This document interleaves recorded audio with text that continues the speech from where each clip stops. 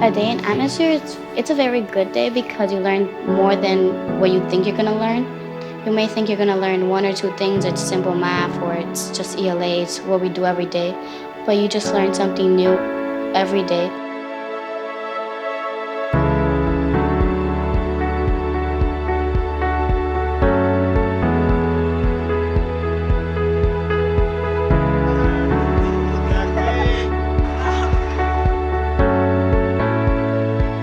So in the morning, I go upstairs, I sign in so my attendance is perfect, and when I put my phone in the phone bin, it's for no distractions and just a great day.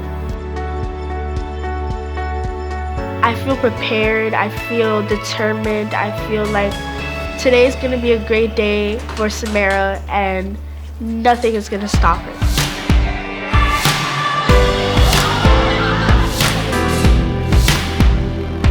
This simulation is for thermal energy.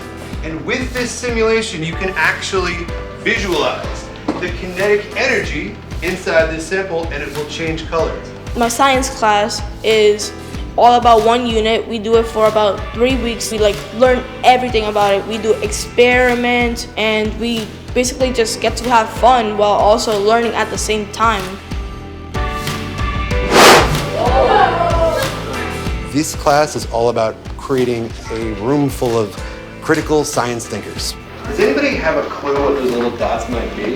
This lesson is foundational. It's like adding or multiplying for math. This lesson helps understand how molecules move. And if this was a more traditional science classroom decades ago, you would be reading a textbook about it. But here we're trying to bring it to life. What happens is I physically watched the reaction and the effect it has, and I can create my conclusions and my predictions. It is really amazing how just this starting lesson can really inspire students down the road and for everybody in this class. It's important to know about the world around you scientifically. Fire hit the tea bag, and since the molecules were moving a lot, they would fly up, and once the fire stopped, it would go colder and come back down. Write this: more heat equals more movement. Which image shows the difference between the speed of molecules in hot and cold water? Raise your hand if you think it's B. Yes, sir. And you are all correct. Well done. Give yourself a pat in the bag. Give yourself a pat in the bag. When we gather for our classroom, the ones that are in charge of the lesson, they meet the rest of their classmates in the hall. They greet them. They set the tone, which is very important to the academic lesson. Jonah and Jalen will be overseeing the student-led lesson in Newsella today. My scholars really want to drive their learning. They want to be responsible for their future and their success. Take at least 3 minutes to do your power words, then we can start reading the article, okay? Our kids, they have values. They believe in the character of the scholar. It's not just we walk into the room and we have lessons, but we're building our characters. Can you come up here and annotate the question? We're developing the people that we want to be, the academic person that we want to be. When he read this, what did you guys feel? What message did you get from that certain part of the article? It has central idea, and central is in capital letters.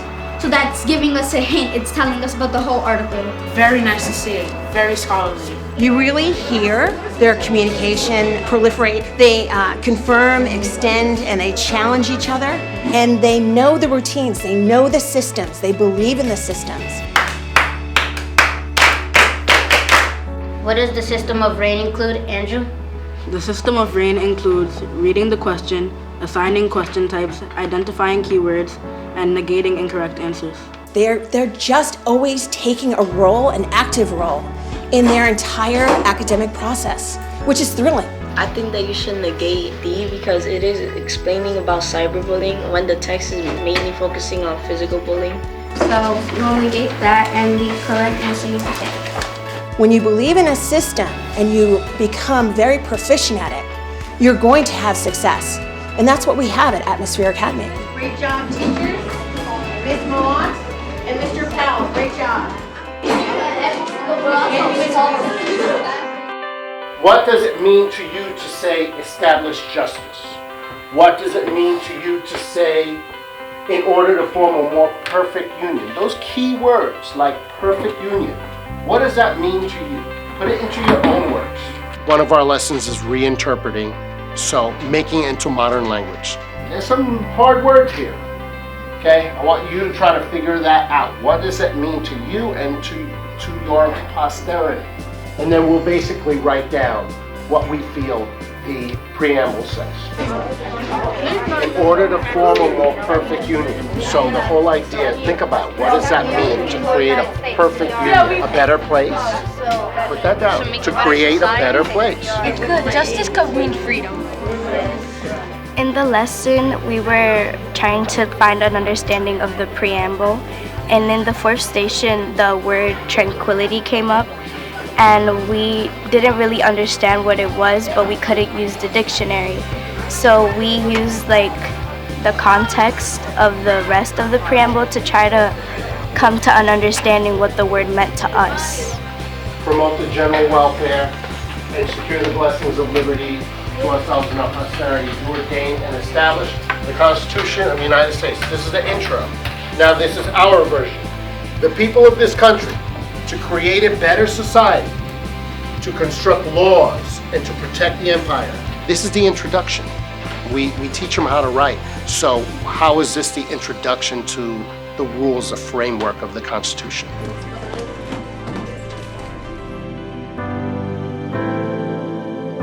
We try to structure the class differently. It's not going to work if me and Ms. Pimentel just stand up in front of the room and give a lecture, give a PowerPoint on characteristics for ancient civilizations. Somebody please remind me what an inference is. An inference is an educated guess. We do a lot of kinesthetic activities like gallery walks, so they're working in small groups, they're involved in it, they're up, they're moving, and we find that they're able to retain the information better. I created some reference sheets. Whenever they are stuck in something, they have it all in their hands.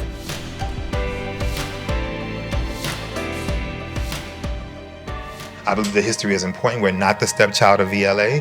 We are definitely the supporting cast member with ELA because we teach the same skills. You know, we're just a nonfiction literacy. All those vocabulary words there, what word seems new that we've never discussed before? Artifact is creation that was made by past people. Using the skill of inference, how is it possible that Nubia and the Nubians and the people in Egypt, the Egyptians, met? Two civilizations may have been searching for trade and traded their goods with each other. I believe what makes our global studies class successful is that we believe in cooperative learning here.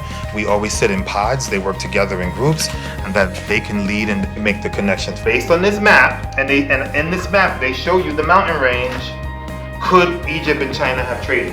Yes or no? No. But I got a surprise for you. There's something called the Silk Road. We'll do that when we do China. Oh, I know that. I know that. Oh, prior knowledge? So go. It's a trading, it's like a really long, like road kind of thing. I use prior knowledge due to the fact that because I know that there's a deficiency in history, there are gaps in places. So having prior knowledge means that some student learned from some grade 5th or 4th grade teacher about the Native Americans, about American Revolution, the things they would learn in history. So when I bring that up in my Egyptian theme or Mesopotamian theme, they can make the connection from the prior knowledge. The Egyptians, they have very little clothing, and the Himalayas are very, very cold. I'm the facilitator of the learning. As long as I'm meeting my essential question and the objective, that's the goal, to be this sort of like coach. But the learning really comes through them. In this map, I kind of see no river, no bodies of water connecting except for the Indian Ocean, Pacific Ocean. But we are a data-driven school, and I know that that is the bread and butter of being an atmosphere student and an atmosphere teacher, but I also believe that you can merge life learners. So within that, taking the skills that they're learning in ELA, or even the skills that they get in math when they're using real math numbers and data, all of those things can come together as a soup. What does it mean when your parents are like, watch that tone, and what do you do next? Like no attitude, No attitude, don't okay? disrespect. Okay, so when you hear tone, you're trying to figure out the author's attitude. The same way you said, oh, mom and dad, they want me to check my attitude. So the main focus of this lesson is the literary element tone, and I don't want to throw to them the definition right away. I want them to make real life connections on where do they hear tone coming up. We're seeing hold out your hands, all right? I've had enough of you. You're starting off on the wrong foot, all right? So what do you think is the tone? So after we discuss it in class and are due now, our mini lesson is going to really focus on how do we determine tone when we're reading.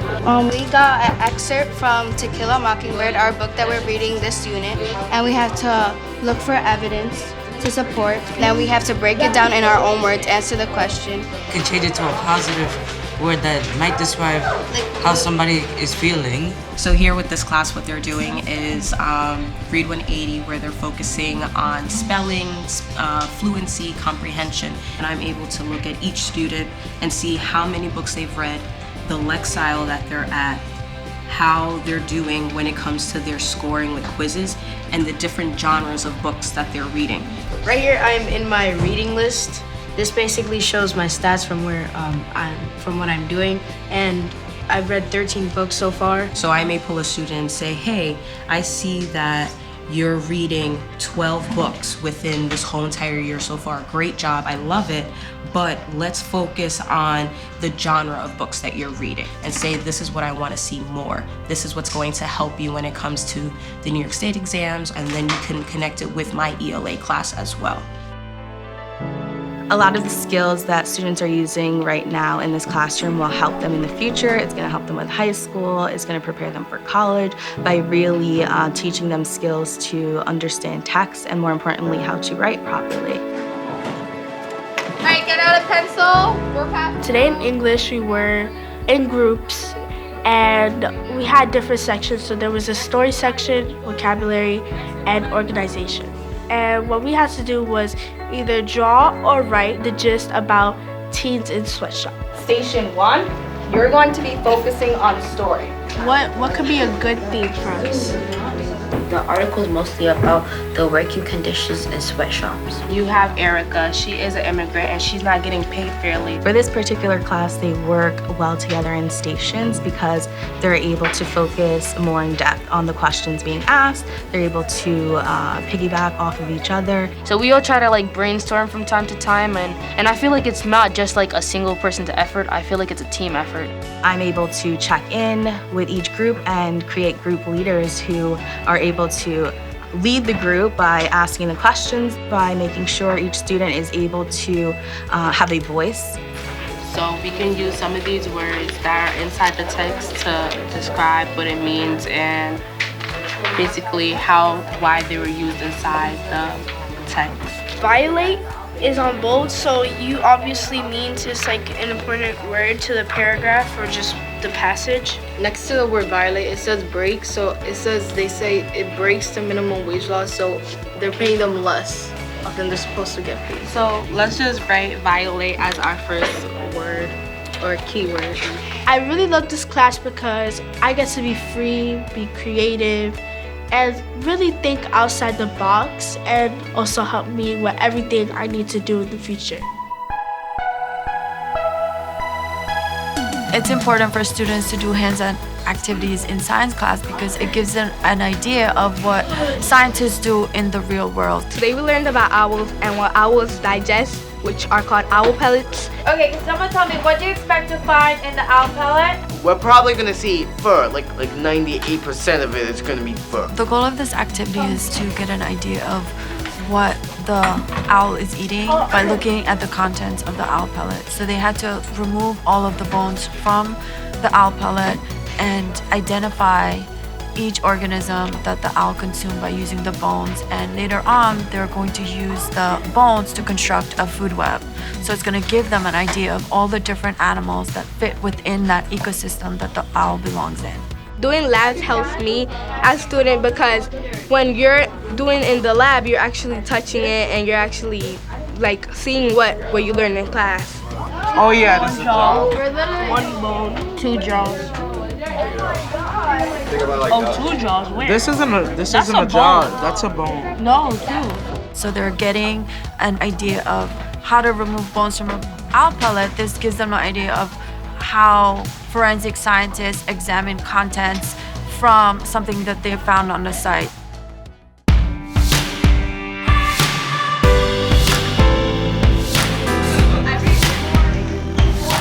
Here it feels like a whole family where we just support each other and all work together. And then when you put it in a formula, you're gonna get y equals -3. I used to be a level 2 and it was because I didn't put that much effort on it. But then in 7th grade, everybody here would just focus on you, and I always started focusing on everything that they teach us because I felt like I needed to improve more and more. So then for the 7th grade state test, I just did my best and now I'm on level 4. What we're gonna do is that we're gonna put it in our formula, in our y-intercept formula. We used the GRR model, which was more of a I do, we do, and they do. So the first time I showed them how to actually do the problem, then we did it together, so they went through the steps. Now this is the they do. These kids are gonna be working on their own, actually trying to figure out the problem, find the answer, and actually graph the line. When I came to atmosphere, I struggled a lot with English and math because in my old school, they didn't really have one-on-one conversations about how you're doing and how you can improve on it and like what you're struggling with. They'll just have you test, have a birthday, you pass the grade. And when I came here, I went up a lot in my state test scores. Solve for B by multiplying the slope and x coordinate together and then performing the inverse to other side of the equal formula.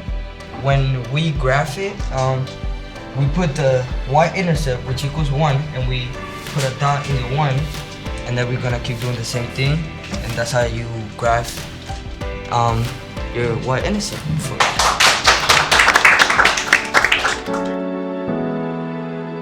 What we do here at Atmosphere is we offer an honors program for the kids. In 8th grade, these students and another class of students are studying to prepare for the New York State Regents, which is a 9th grade level class, which means they are taking advanced math a year ahead of schedule. And I anticipate that these kids are going to pass the Regents. After they pass that Regents, when they get to high school, they will already have high school credit, which means that when they enter high school, they will be able to take advanced math in high school or be placed in honors math classes. Correlation, a measure of association between two numerical variables. So right now in math lab, we're doing correlation on a stat plot. So we were studying the difference between the negative correlation, which should be going down diagonally, and the positive correlation, which should be going up diagonally. So if there's no correlation, then it'll just be going straight. There's not really any like direction. It's just data points all over the place. It's good because it kind of relates to functions if you were doing previous in a different class in achievement, because it's also sort of like having like a linear function and having like a nonlinear function, so the two relate, and that helps you understand functions better. This generation uses calculators and video games and laptops all the time. And we use this calculator as a tool in our class. It's our prime manipulative. It is a great tool to help us check answers and get answers on questions that we might have. Example, positive correlation.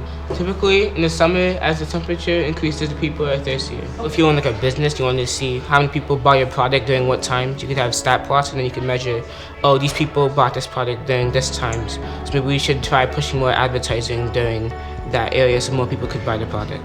It's a way of saying how closely the relationship is between pieces of data. It's stuff that's used in science and engineering and math, accounting, all sorts of topics in life. Some of the skills that they gave us on how to understand questions is making me become a better problem solver for any difficulties I have in life, whether it's like an academic problem or just like a life problem. I can like try to change my perspective on it, and therefore I can solve it in the best way possible. We have about 5 minutes until we break out into the groups. 1 minute to decide on which poster you are going to work on in a group.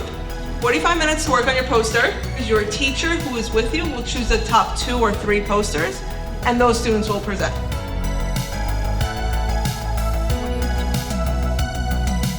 It gives more of an information like of the background from the author. It was because there was more like information and details to pick out of the question, so that The scale factors, you have to multiply it by 2. And then after that, we plotted the points. Then 260 divided by 5, that's gonna be 0.52. But it's most likely non-Sicily. Achievement is basically practice for us to get better in our strategies, to get better scores on our state test. Normally we have achievement every day, and we have it after school, and it's really important because it helps us understand questions better and makes us have higher scores.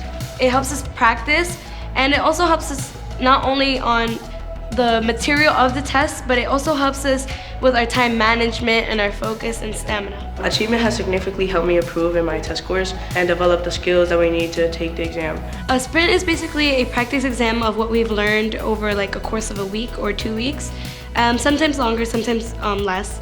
And basically what we do in sprints is we have a review of everything we've learned so far by the time course or by subject. And the way these sprints help is because you can see the areas that you need help in and where you can grow more at. I feel very confident when I take tests, and it's just, I used to feel like nervous before tests, but now, after Atmosphere, I feel very confident.